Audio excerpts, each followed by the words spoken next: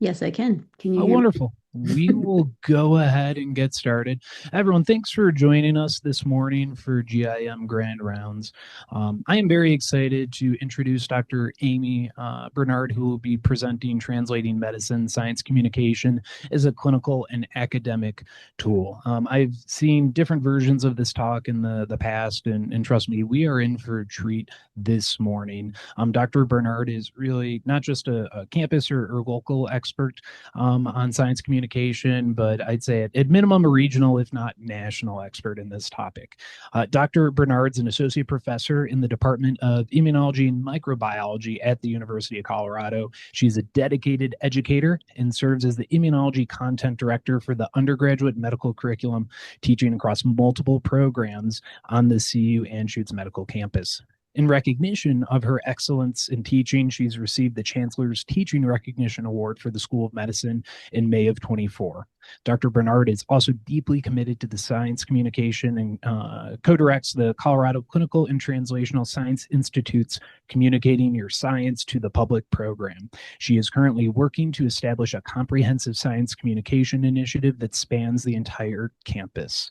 And for the audience, as you have questions as we're going through the presentation, please go ahead and type them into the chat. And with that, Dr. Bernard, I will turn it over to you. Wonderful. Well, thank you for inviting me. It's an honor to be here, and I'm just thrilled to share my knowledge with you of translating science and science communication. If anyone is interested, I would be happy to share the slides that I'm showing you today. So, if that sounds interesting, if you'd like to see them again, please don't hesitate. I'm happy to share them with you. So, with that, let's get started. Oh, let me see if I can. There we go. All right. So, one of the reasons that we need to translate medicine and communicate science is that physicians and scientists should be seen as trusted sources of information for science, health, and medicine. So, before we get into the details of how to do that, why should I be telling you about this? Well, it turns out that I have become a science communicator kind of on accident. It's through over 15 years of practical hands-on work in my spare time and out of a sense of responsibility. So I am fairly prolific. I write a lot of articles. You can see me in the conversation, op-eds like the Denver Post, the Twin Cities Pioneer Press. I've written blogs on an Immunology 101 series.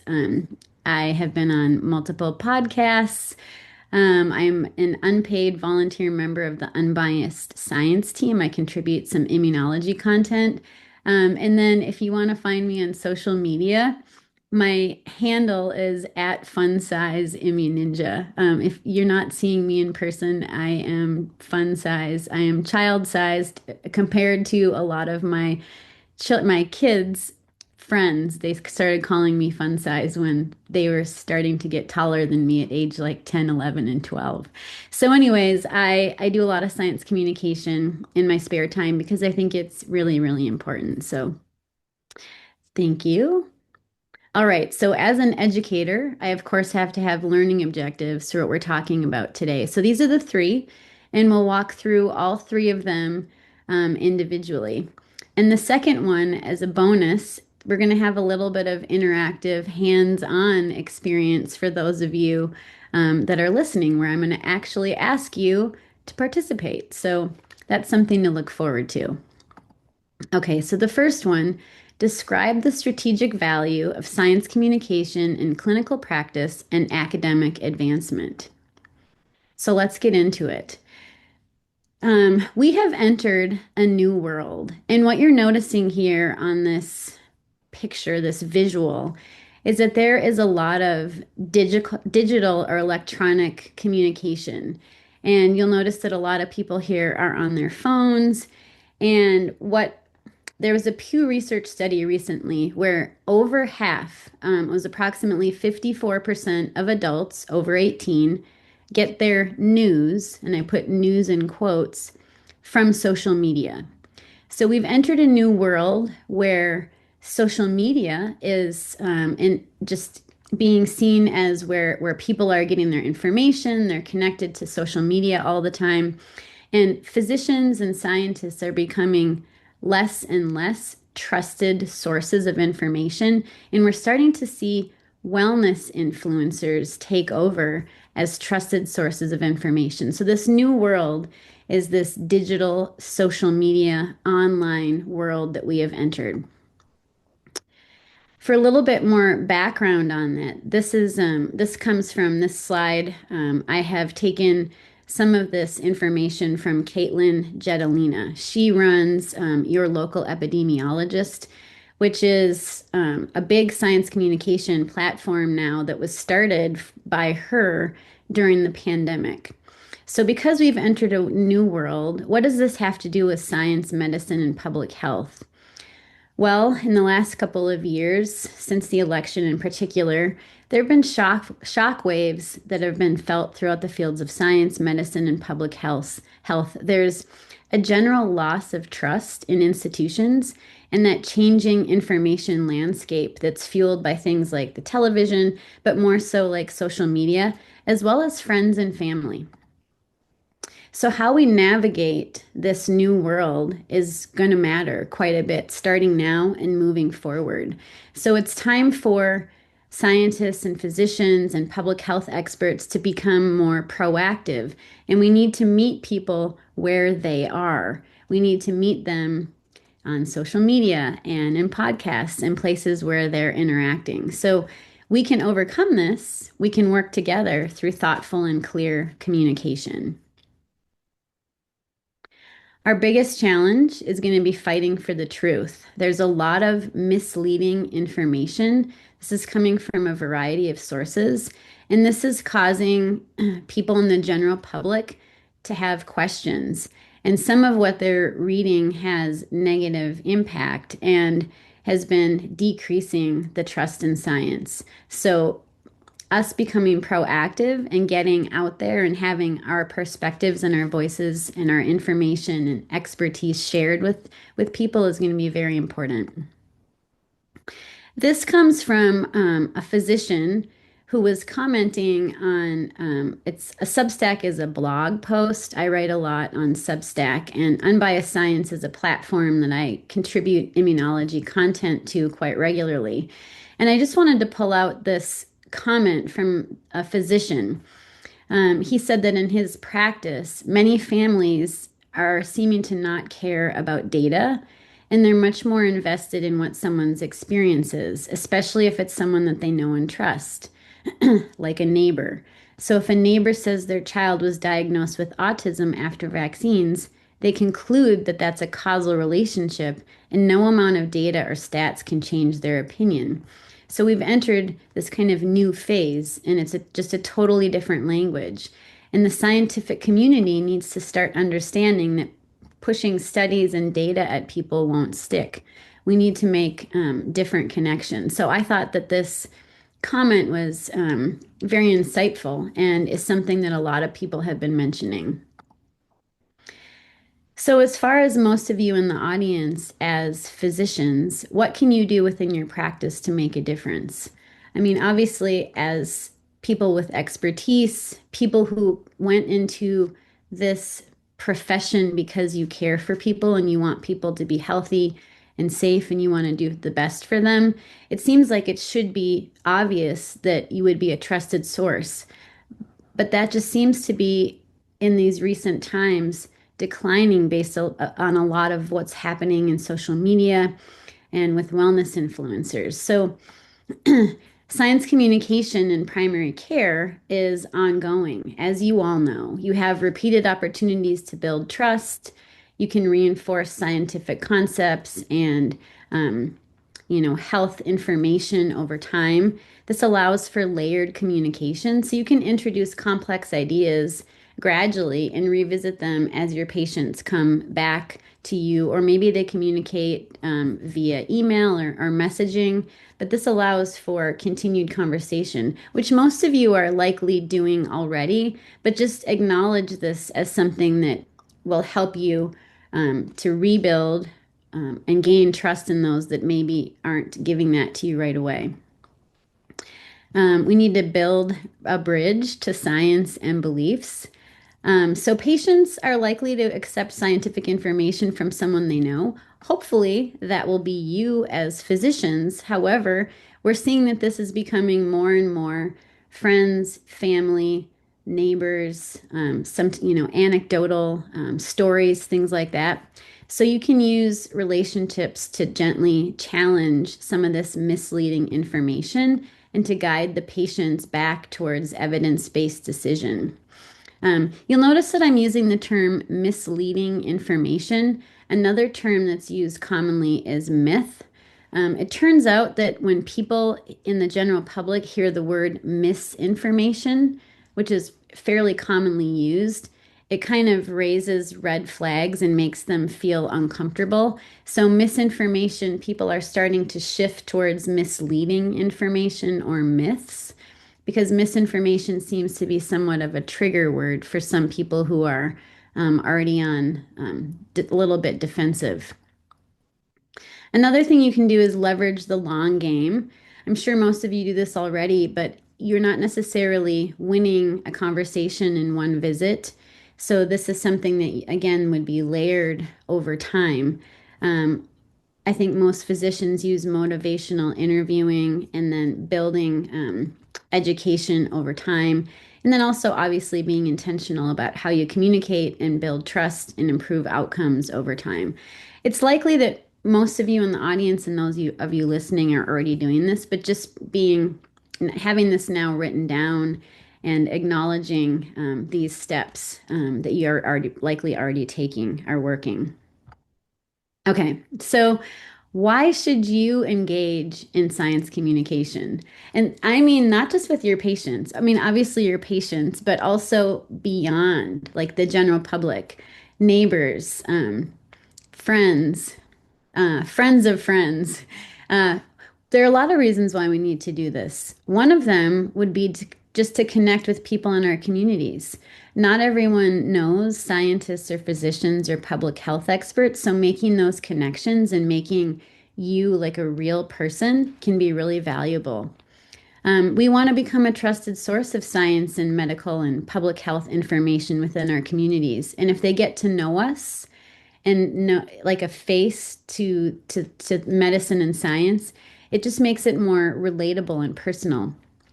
We also want to disseminate our research and also, more importantly, the impact of our work. And we need to get this into the community. A lot of scientists are trained that when you do scientific research, you publish it in a journal and you're done. Well, I'm going to convince you, I hope, by the end of this grand rounds, that you can publish it. That's amazing. But you need to put it beyond the walls of academia and beyond the paywalls of journals. And I'm going to give you a couple of ideas. But we need to get it out in the community in language that's accessible and that people understand. And then the bottom one here is to entice you even more is that you can enrich your CVs and your promotion portfolios. So there are multiple matrix categories here in the CU Anschutz promotion matrix. So I'm going to show you a couple of these. All right, so research and scholarship. So the scholarship of application. And by the way, I'm not highlighting every single one, but within the matrices, you can look with all the matrices and you can find that there are examples where science communication or outreach has been acknowledged and can be used to within your promotion packet. So under meritorious, we have co-authorship of articles, policy reports, or other public or publications related to clinical or health services topics. These can be things that are out in the community. Under excellent, a record of multiple publications related to clinical, health services, health systems, science topics. As you can see here, that have advanced the science and practice of healthcare quality improvement. A lot of these could be things that you're doing out in the community or to reach out to the community about what you do. Um, Another under excellence articles, white papers, other electronic products of scholarship. These could be websites that you make. These could be materials that you put on open access sites like Merlot, which is not a wine. That is a that's for education, but Merlot, that's now in your mind. Other evidence of clinical scholarship. So there, as you can see, there are a lot of matrices. And here, by the way, when I was going through this talk months ago for the Academy of Medical Educators, Dr. Steve Lowenstein, who plays a role in creating these matrices, I met with him to make sure all of this was legit for promotion, and he completely agreed. So, if you have questions in particular, I would recommend that you reach out to Dr. Steve Lowenstein. Others under teaching, you can see meritorious and excellence here as well for items that would qualify under science or medical communication.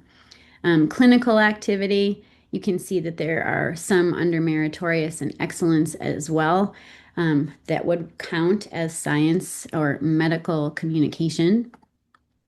Okay, so sorry, I abruptly moved on. So as you can see, there are a lot of options within the promotion packet and matrices that you could use science and medical communication within your portfolio. So I hope I've convinced you that not only is it worthy to reach out to our community just to make connections, but it also can be something that can help you become promoted within the School of Medicine. So we're going to move on to the second learning objective. We're going to talk about the top 10 evidence-based tips for effective science communication. So let's just move into that. So here they are. This is the list of the 10. I'm going to walk through each one individually and just give you an example of each one. And again, I will share these slides if that is of interest to you so you can look back to this. Okay, so the first thing would be to know your audience. So for people who, like you, who are in internal medicine, you need to think about who is your target audience? Who are you talking to? So for most of you, it would be your patients. It could be other caregivers on your team, other members of the care team, or sorry, caregivers, like someone who's helping to take care of your patient. It could be parents. It could be children, other members of your care team. If you're reaching out to the community, it could be anyone in the general public. Another important, and this, why is it important to know the target? Because you may alter your messaging in a way that makes it relatable or effective to that particular target. You don't want to have the same level of message for all people. You want to know the target audience so you can modify or tailor your message to your audience. It's also important to know their thoughts on the topic. Are they just curious? Are they skeptical? Are they unhappy or angry?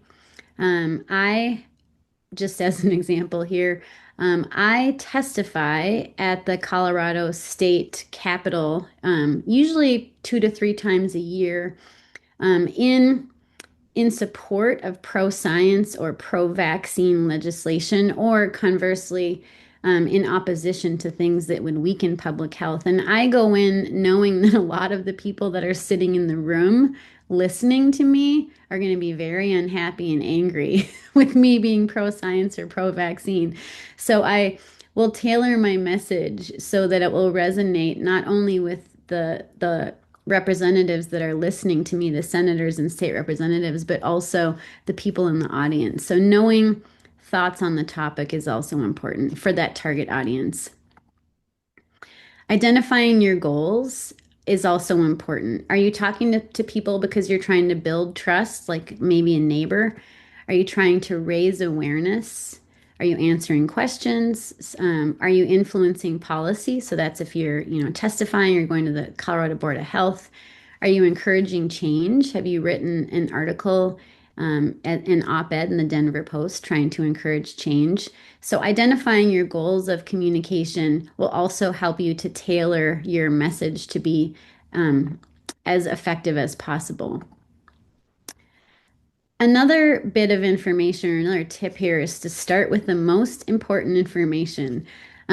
This has to do with attention spans. I don't know if you've noticed, but it seems like a lot of attention spans have decreased over time, particularly with social media. And this probably applies more to younger people than older people, but you want to get your most important information or your take-home message out first. Start with what they need to know, like what's the most important. You can then circle back and add details.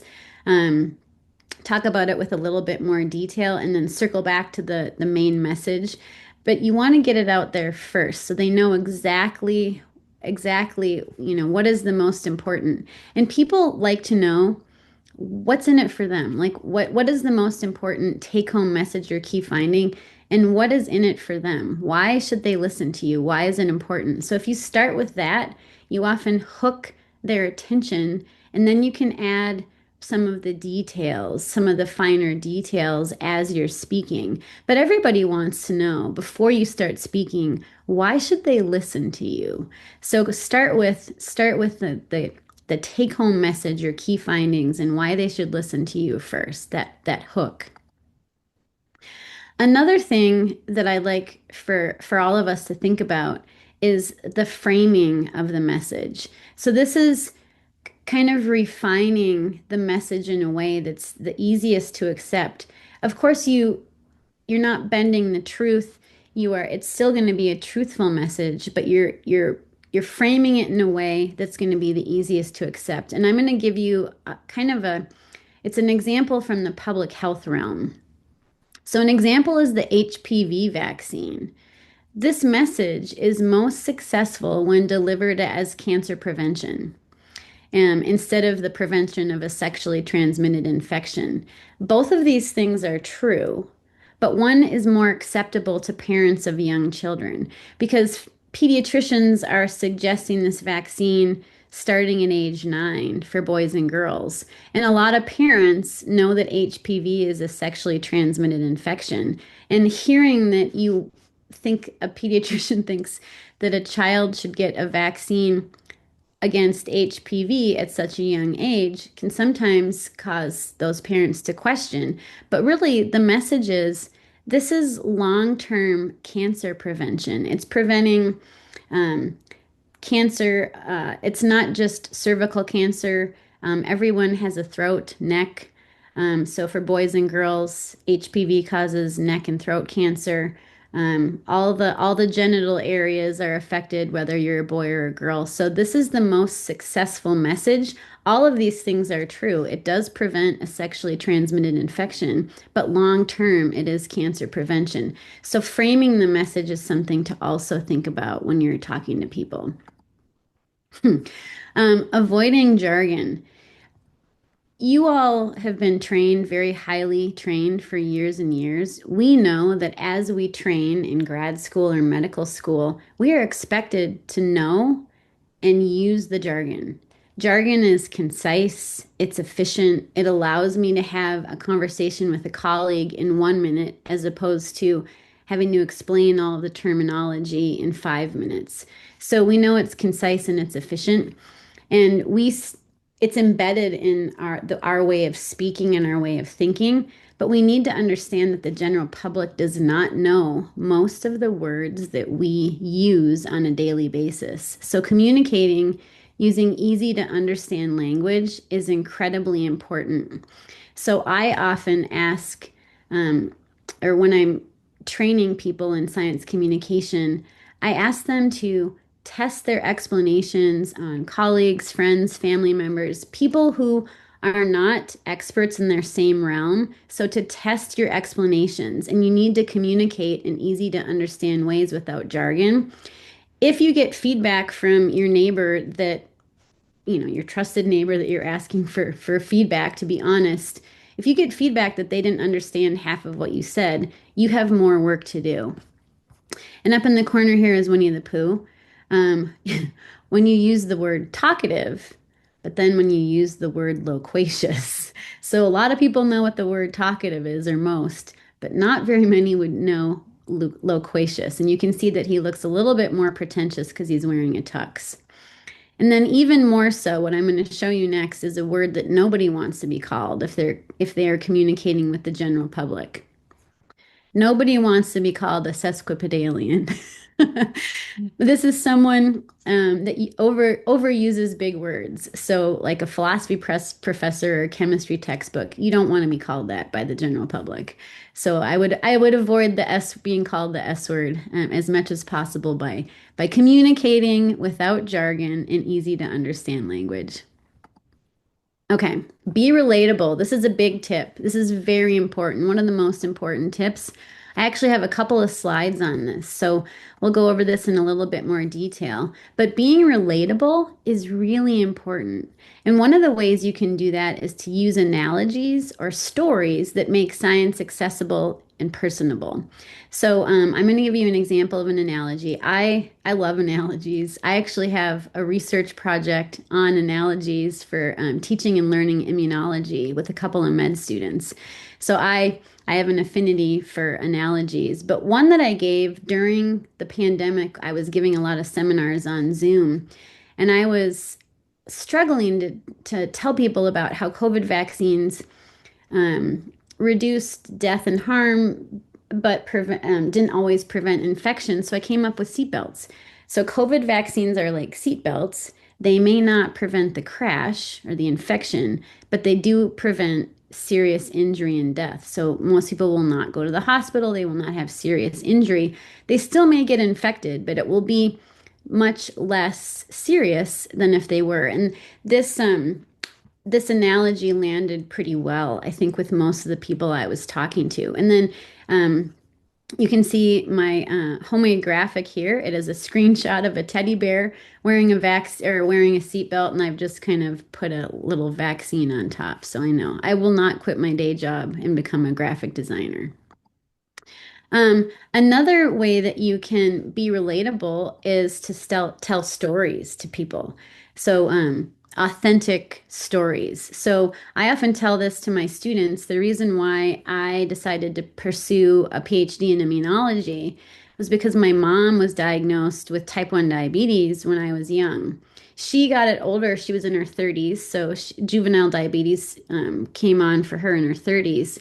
And I was just curious, why did her immune system attack itself? What was going on with her body? So I decided to pursue a PhD in immunology, and I actually did my PhD on the autoimmune disease lupus. So that was what drove me into immunology. And people often find that to be very relatable, that I chose a career based on an illness in my family.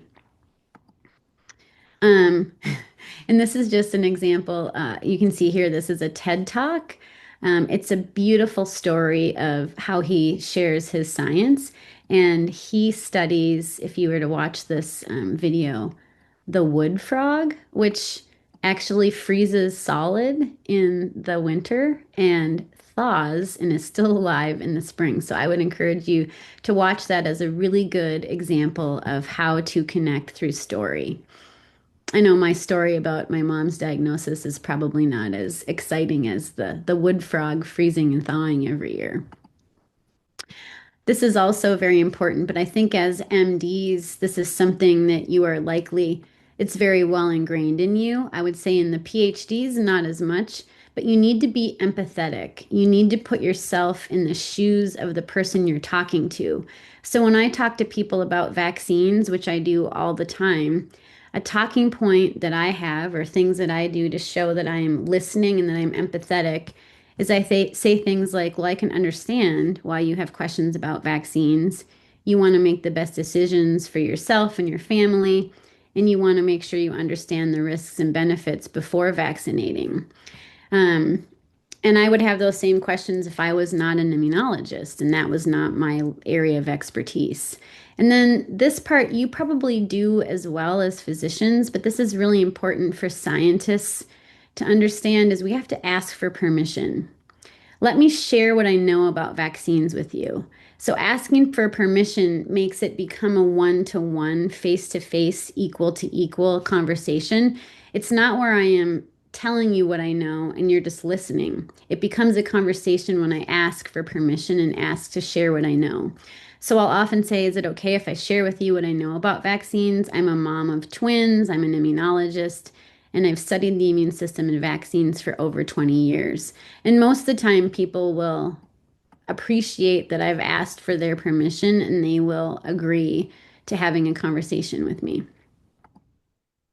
Okay, another thing, if you happen to be giving a talk or it's appropriate, is to provide visuals. I am a visual person. I love drawing, I love seeing visuals, and visuals can be very engaging and they can also help solidify the information. They can help people understand what you're talking about a little bit better. They can help people to focus and also to learn. As long as these visuals are not overly distracting and they are demonstrating the point that you're getting across. And then something I also like to do is if you can add a little bit of humor to make science fun. Humor connects people. Humor and laughter make people feel related and connected. So if you can provide visuals that just add a little fun, I would recommend that as well. If you were to talk to any of my medical students, I give them so many cartoons in my immunology slide decks. They probably have their fill, but to me, it keeps it fun and engaging. Okay, so we've gotten through six of our top six of 10 points. The seventh here is to stick to three main points or less. So I just told you to stick to three. I'm giving you 10, but this is a this is a science communication tips, and you'll be getting these slides again, or I'll share these slides with you. Um, Stick to three main points or less. Again, it's attention spans and memory. If you only have 2 points, then that's fine. Don't make up a third, but try to stick to 3 points or less. So I gave some examples down here in the context of COVID vaccines, but just don't overwhelm your audience. 3 points is about as much as you can. This is not going to be appropriate for every single conversation, but if you can, add in the scientific process or talking about the scientific process. No data, no jargon, but what's really important is that people in the general public who have not taken science or are not scientists, they don't necessarily understand that science is an evolving process. We start out by asking questions, we do experiments, we analyze the data. Usually it gives us more questions and we start the process over. And as we learn from all of the experiments or data that we've analyzed, sometimes we change our mind. So that's a question that I get from a lot of people when I'm giving talks out in the community. They'll want to know why does science change its mind? And I give it a positive spin. I will often say, and I mean, I've said this many times when I've gotten this question. So, why does science change its mind is actually a frequently asked question. Um, I will say, isn't that wonderful? Science continues to evolve and it's not static. We learn from things like new information comes in, we fit it into all of our other information and we learn from it. And sometimes it means we change our mind or we make changes to how the practice of science or the practice of medicine based on new information. And what we are saying right now today may be slightly altered or modified based on things that we learn in the next couple weeks, months, or years. So science is always evolving. We're always moving and changing our minds based on the data and the evidence. And I think that has landed pretty well with people in the community. A lot of them will say to me, "Well, I didn't really know that about science." And I said, "Yeah, that's the beauty of science is that we don't always know the answers and we're constantly questioning and reevaluating and changing some of the things that we do." So if you can talk about the scientific process, again, it's not going to fit in every conversation, but if you can, it does help. Yeah, and then we are always making new discoveries and learning from them. Okay. Another tip that can help with your science communication is sometimes to focus on the bigger impact that it will have on the community or the people that you're talking to. Is it policy? Is it education? Is it health? Is it money?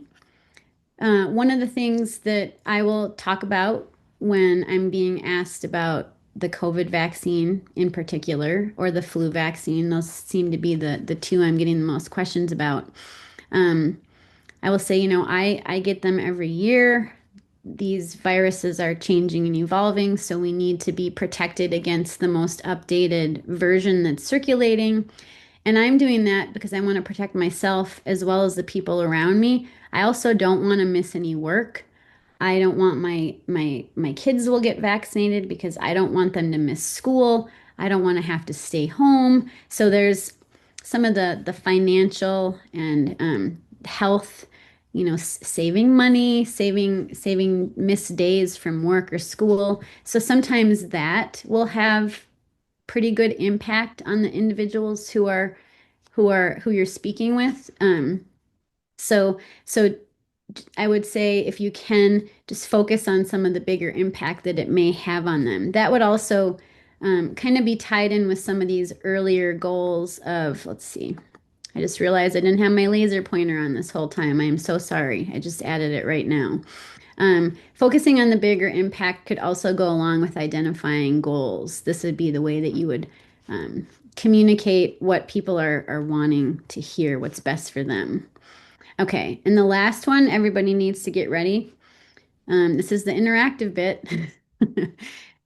So developing an elevator pitch.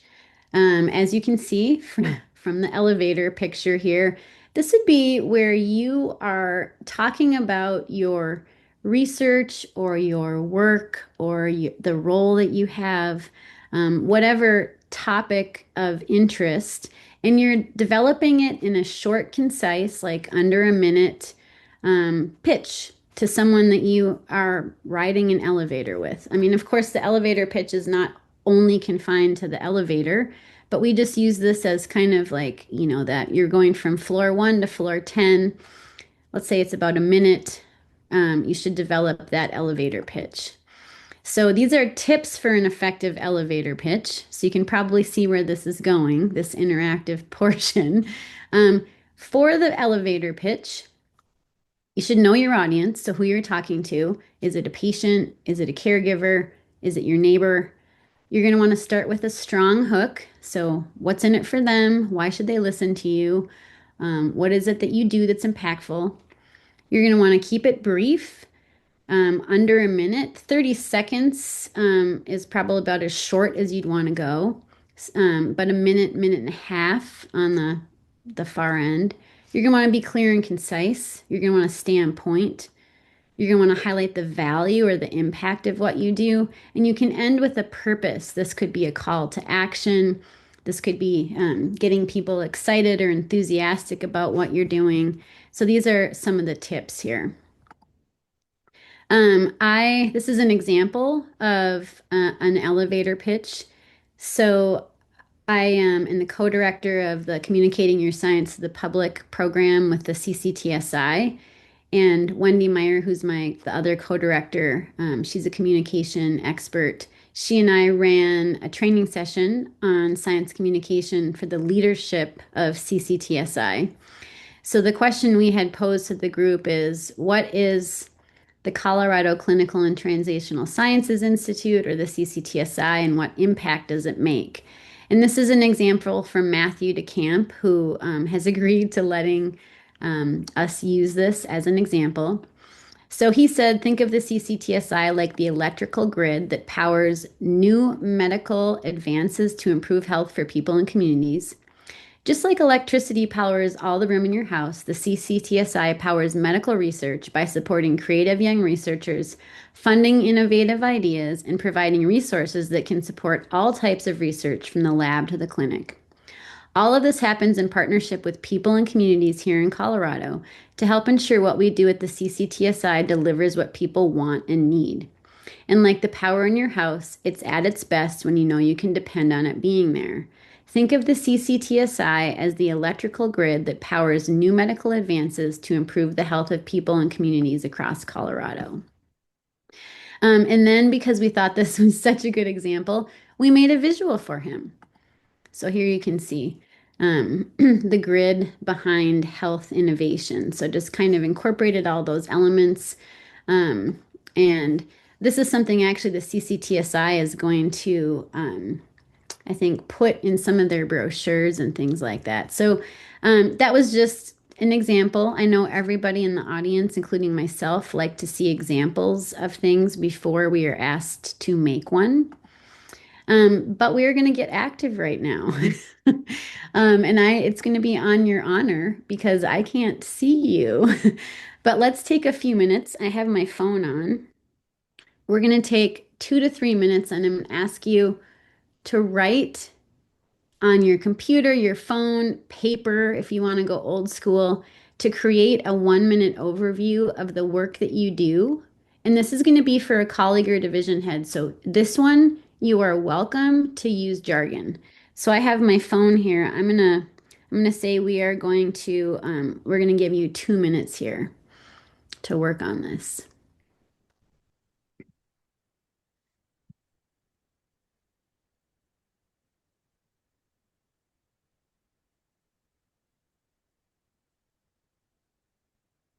Oh, Matt DeCamp, I see you're on here. Your work is done.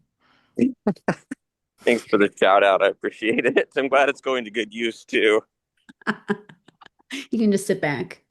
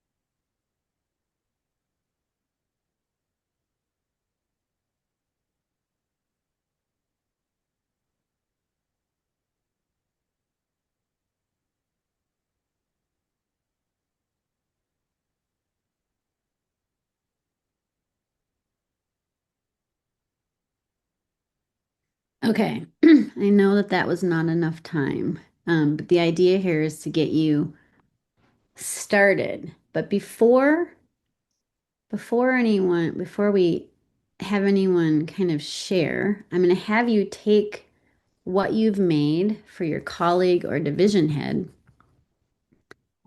and you're now going to use that. I know it's probably just a couple sentences, and you're going to now write that without jargon for a patient or a non-scientist. So I would translate what you've written for a patient. So no jargon, no medical terminology.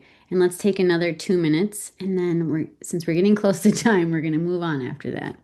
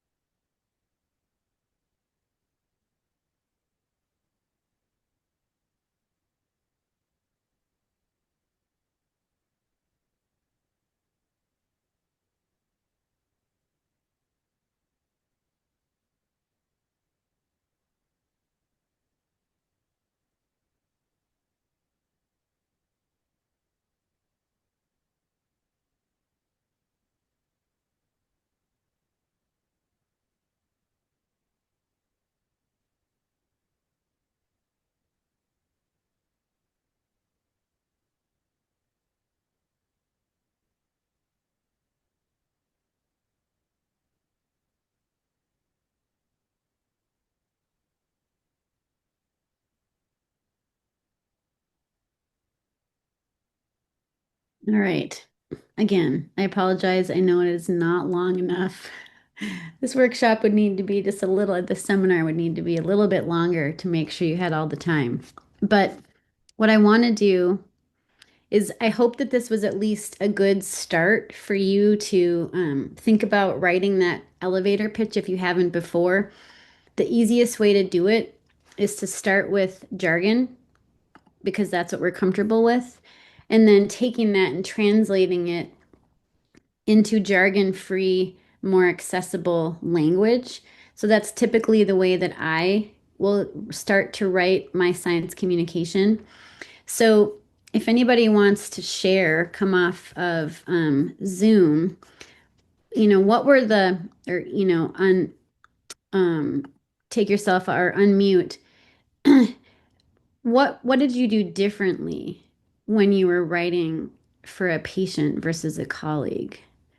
Or I guess, and also, what was there any that was more challenging for you? I'm happy to go, Aimee. Sure. I can give some summaries also too if we have time. I can just give my two different statements to help compare and contrast. But truthfully, my statement, my elevator pitch for a colleague or division head, absolutely had more jargon, but it was also longer. Yeah. Versus what I'd say for a patient, I think was at most half the length. Yeah. Yeah. No, that's great. Do you want to, if you want to, we can quickly share. I do have a couple more slides I want to talk to you about. Sure. So it's pretty easy for me to give this elevator pitch to my division head because he's 3 seats down from me. Okay, great. And I would say that so yeah, Mark just said I can still keep it brief though. Okay. I would say I'm Steve Hoost. I'm a clinician educator, primary care doc, and I aim to deliver the best care I can to as many patients as possible. And I do that through a mix of direct patient care as well as education, both through UME, GME, and for faculty education. Aim to take that work and not just do it at the division or university level, but also represent the university regionally and nationally through SGIM. In contrast, what I would say to a patient is I'm a primary care doc and I'm also an educator. So I'm working full time. Some days I'm in the clinic seeing patients. Other days I'm not. I'm doing other things to educate medical students, residents, and other doctors. That's awesome. Yeah, thank you for sharing. There were a lot of just really quickly, a couple of acronyms in the first one that obviously you left out when you were talking to patients because that would just, be deer in headlights.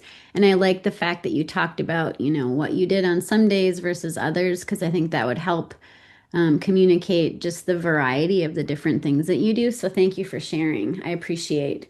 If we had more time, I would ask for more, but because we have one whole more learning objective to get to, I'm going to continue on, but I'm happy to answer questions. And also, if anybody wants to connect afterwards for a conversation, or to email or even to meet up, I'm happy to do that as well. So please keep that in mind. So I'm sorry to shut this off, but thank you for those of you that got this started. And hopefully that's just kind of going to be a draft for you to continue to refine. Okay, so this last learning objective, develop a personalized action plan to initiate or expand science communication efforts. This is where we need to get out in the community and become engaged. So I'll give you a couple of ideas for that. So why wait until you're in an elevator? You should get proactive now. So normally what I had planned, if we had a little bit more time, was to ask you how you can engage now. But I came up with some ideas, so I'll just put them up, kind of go through them. What we just did, craft talking points for intentional conversations about what you do. It could also be about challenging topics like vaccine hesitancy, maybe medication side effects, over-the-counter treatments and supplements. These are things that you might be getting frequently asked questions from patients. So just craft some talking points around that. Also, get yourself out there, get on a podcast. I don't know if you know this, but CU Anschutz has multiple podcasts and they're always looking for people. CU Anschutz Health Science Radio podcast. There's also a 360 podcast. There's one through Children's Hospital Charting Pediatrics. The Project Bridge, which is run by grad students and postdocs. They have the Science Bridge podcast. They would love to have any of you on. So I recommend getting yourself onto a podcast to talk about what you do. You can also write. If writing is more your thing, there you can do op-eds or guest commentaries for newspapers. You can do articles in the conversation. That's like an electronic newsletter where you actually have to pitch your idea and then it has to be vetted, you as an expert. You can write a blog, Substack the medium. You can dip your toes in social media, so put up social media posts. If you're not on LinkedIn, I highly recommend LinkedIn. There's Blue Sky, there's Instagram. You can also advocate. You can testify in support of pro-science or pro-vaccine legislation at the Colorado legislature.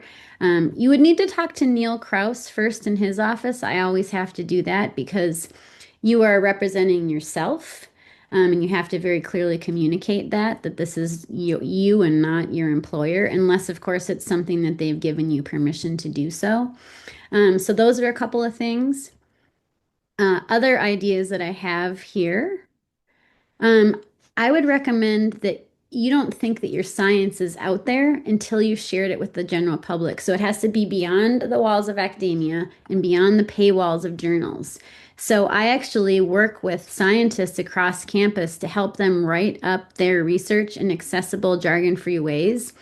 And we've teamed up with the CU Anschutz social media team, and they have thankfully agreed to run a monthly column on Meet the Scientist. And this is Dr. Kyla Ost from my department.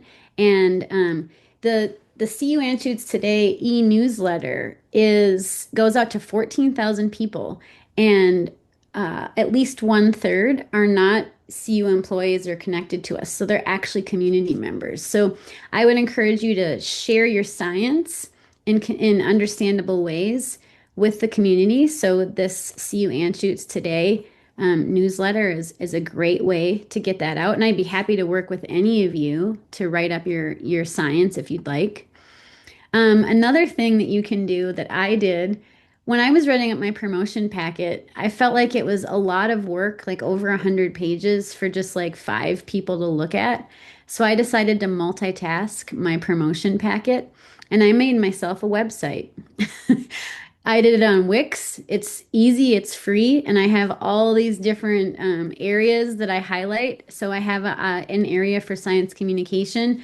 I have a lot of science communication examples, but it's critical to talk to the public, and I give links and I give easy explanations about all the different things I do. So I would highly recommend making yourself a website. Multitask that promotion packet. Another thing you can do is build a link tree. This is also free and easy to use. You can see this is my link tree here. I give a lot of people my link tree link, and they can go to my CU profile. They can go to my LinkedIn website or my Substack where I write about immunology. They can go to Immunology Explained with AAI, where I have a lot of blogs and videos there. So just a lot of different things. You can get yourself out there beyond academia walls and paywalls by having links to these kinds of things. So I would highly recommend a link tree. All right. I'm sorry to have taken so long. We have a couple minutes for questions. So does anybody have any questions or thoughts or ideas? I'm happy to take some. And I'm also going to put up the QR code for the feedback. So if you would like to please give feedback for this session, the QR code is here for the Grand Rounds. I understand it doesn't take very long. It's just a couple of questions, so that would be really helpful to me, but also the Internal Medicine Grand Rounds team. So we would appreciate your feedback. I also have the chat open. I don't see any questions, but if you have any in the chat, please go ahead. Or if you would like to unmute and ask a question, or if there's anyone in the actual live audience that who I cannot see, but if you have a question, please Hi, ask. Aimee. So this is Mark Ernest. Hey, Aimee, thanks for being here with us this Yeah, thanks, morning. Mark. So, in our audience, there are some folks who are researchers like yourself, and I would say the majority of the audience are clinicians and educators. Hmm. So, I guess my question for you would be in that latter category. So, people who provide care to patients and who teach. How do you see them as part of the information ecosystem, and what would because a lot of times what their role is actually not generating new science, but interpreting it for others. And how would you uh, sort of advise them differently from people like yourself who are often generating new knowledge? Well, so that's interesting. I'm actually am in that bucket of people who don't necessarily generate new knowledge. I am solidly um, half teacher, educator, half science communicator. So what I do is, and I think that this could be applied to the people that are like me, is that I will often communicate on social media. Like I said, I'm on Instagram at Fun Size Immune Ninja. Um, I will communicate frequently asked immunology topics. I'll communicate about, why you should get the flu vaccine, how the flu vaccine changes every year. I write Substack articles about immunology topics, vaccine topics, public health topics. So I think there are a lot of ways for people who are not necessarily creating or generating information to communicate and simplify just topics that are of interest to the general public. There's so many things that people question. As an example, supplements. There are a lot of people that take supplements and they'll get ideas for taking supplements from wellness influencers. People make a lot of money off of supplements. They make a lot of outrageous claims about supplements that are not evidence-based. And I've written columns, articles, Substacks, even in the conversation about how the immune system doesn't need supplemental boosting. Vaccines are, what's best. So Mark, I think that there's a lot more that people can do than they might even think, is within their realm. I think there's a lot to do. Um, does that help? Thanks, Dr. Bernard. I have a separate question. Artificial intelligence, AI is everywhere. It's up, down, all around. And thinking about, I know people that certainly have asked ChatGPT or other large language models ways to explain concepts, in particular, Hmm. way to explain concepts to patients. And Yeah. I don't think that it's something that replaces us, but can help augment us in our ability to do that. What are your thoughts on AI and how it plays into science communication, either positively or negatively? Yeah, I am one of the people that have tried to embrace AI and think positively about it. I know there were a lot of educators, specifically in the education realm, that were really worried about it, and we're worried that students would use it. We're worried it was going to be misused. And I kind of took the stance of I think we should embrace it. We should talk to our students about it. We should tell them ways that we think they could use it in kind of safe and effective ways that would not be misusing it. So, as an example, I will sometimes tell the med students, like, if you put this into, Chat GPT, or for us, it's Copilot with Microsoft, um, ask it to explain something and then pick it apart, analyze it, be the human that looks at the information you're given, find out what's wrong, like what hallucinations it's having, correct it. Um, so I think there are a lot of ways that we can use AI effectively. I often, sometimes just for fun, I wrote in explain, give me an analogy for how B cells and T cells collaborate. And it came up with like a chef and a sous chef, and it was, it's kind of, you can get some kind of fun things, I think, out of that. But I guess my concern would be if people use it as absolute truth. I think that you always need the human and the knowledge to analyze that and make sure that it is in fact true. I'm sure that everyone here has heard about how it will give you references or citations that are not real, they're made up. Also, if you ask it to write the story of your life, sometimes I did not do this, but I've heard it will just kind of make up fantastical things that you never actually did. So I think we need to use it wisely and be the human that is analytical and corrects things. But I think we can use it in creative ways that can be helpful for sure. So great question. Well, we are at time. So, Dr. Bernard, thank you so much for joining us today and giving grand rounds. And to everyone in the audience, thank you as well for coming today. And we'll see you all in a few weeks. Yeah, thank you so much. Have a great day.